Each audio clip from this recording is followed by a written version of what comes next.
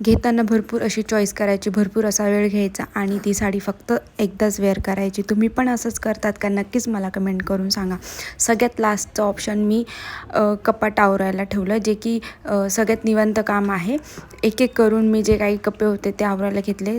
Last ह्यांचेच कपडे राहिलेले होते, त्यामध्ये जे काही रूम चेंज करताना जे काही कपडे होते ते एकत्र झालेले. सो मी धुवायचे कपडे बाजूला काढले आणि जे चांगले होते ते बाजूला ठेवले.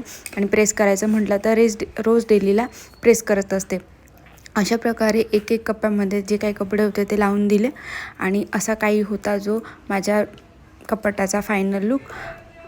त्यानंतर भरपूर असा वेळ लागला मला सगळे काही कपाट आवरण्यामध्ये. संध्याकाळी ज्वारीची भाकरीचा बेत होता, तर इथे मी ज्वारीची भाकरी बनवून घेतली आणि ठेचा आणि साधी भाजी बनवली होती. आणि असं होतं आजचं जेवण.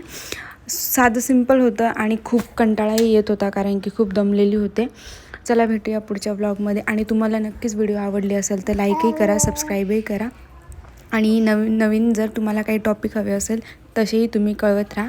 चला भेटूया नेक्स्ट ब्लॉगमध्ये. बाय.